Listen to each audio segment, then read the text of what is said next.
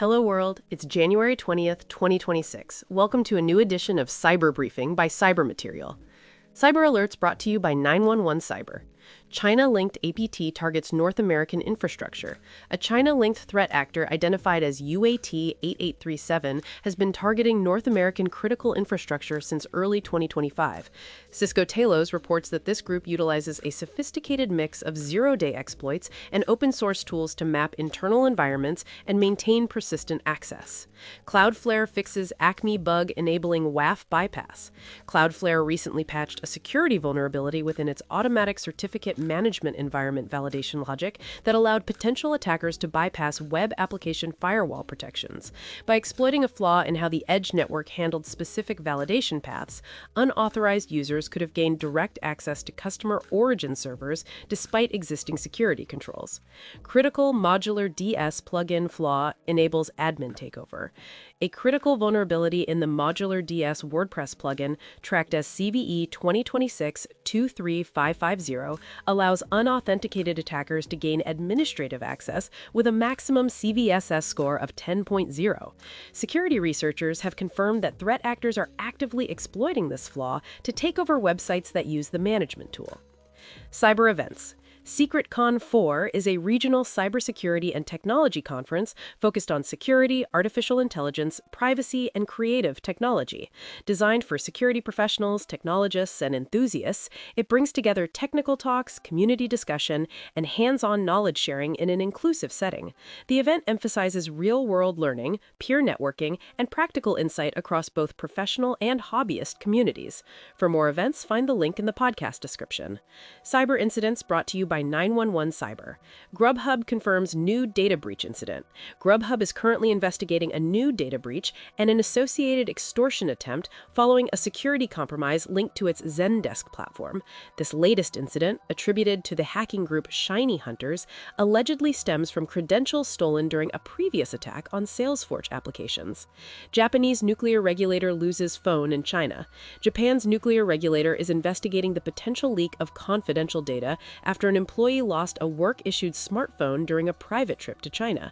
The device contains sensitive contact information for security personnel that is strictly guarded to maintain the integrity of national nuclear facilities.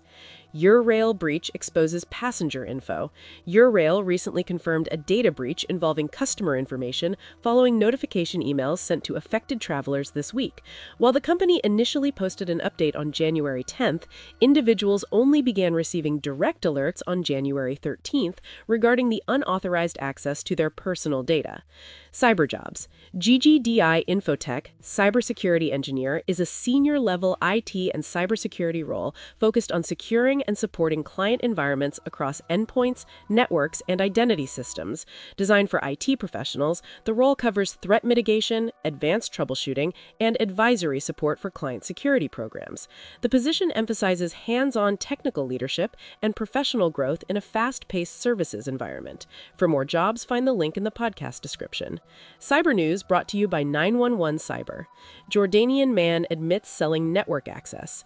A Jordanian man living in Georgia recently pled guilty in federal court for operating as a cyber criminal access broker. He admitted to selling unauthorized login credentials for the networks of at least 50 different companies to an undercover officer. Ghana arrests Nigerians over cybercrime. Ghanaian authorities have apprehended 9 Nigerian nationals in Accra following a multi-agency crackdown on organized cybercrime operations across several residential areas. The raid successfully rescued 44 individuals who were reportedly being held against their will and forced to execute fraudulent online schemes. Police bust Thai-based voice phishing ring. Authorities in Seoul recently dismantled a Thai-based voice phishing organization responsible for stealing approximately 7 billion won from dozens of victims. 7 individuals associated with the operation were apprehended, with 6 remain in custody as police continue to investigate the full scope of the multi-million-dollar fraud. Cyber tip of the day, Cloudflare fixes ACME bug enabling WAF bypass. Cloudflare has patched a flaw in its certificate validation logic that could have allowed attackers to bypass web application firewall protections. The issue involved the ACME HTTP 01 validation path, where improper checks could let certain requests reach customer origin servers without firewall inspection. What you should do: review origin server exposure and ensure access is restricted to Cloudflare IP ranges.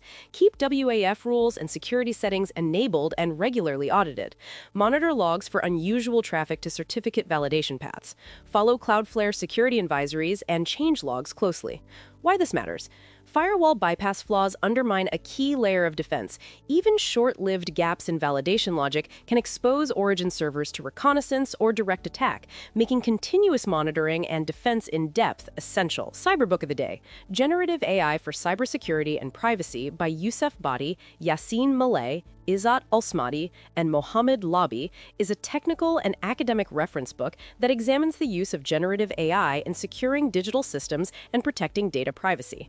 Designed for security professionals, researchers, policymakers, and technology leaders, it covers AI-driven threat detection, privacy-preserving models, cloud and IoT security, and cyber-physical system protection.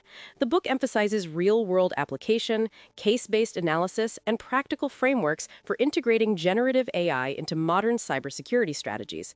For more books, find the link in the podcast description. Cyber tool of the day: Velociraptor is an open-source digital forensics and incident response tool that enables endpoint monitoring, threat hunting, and investigation across Windows, Linux, and Mac OS systems. Designed for DFIR teams and security operations professionals, it supports scalable data collection, live hunts, and forensic analysis using its query language and centralized interface.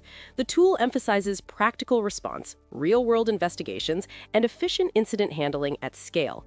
For more tools, find the link in the podcast description. Cyber stocks. For the U.S. market session on Tuesday, 20th January 2026, the cybersecurity sector showed mixed performance with moderate downward pressure as broader tech sentiment experienced light volatility. Checkpoint Software Technologies closed at $185.54 and eased, with defensive firewall and threat prevention demand sustaining interest, while overall trading favored larger cloud-native peers. SentinelOne closed at $13.90 and was slightly lower, reflecting continued volatility in AI-enabled endpoint security valuations in a risk-off session.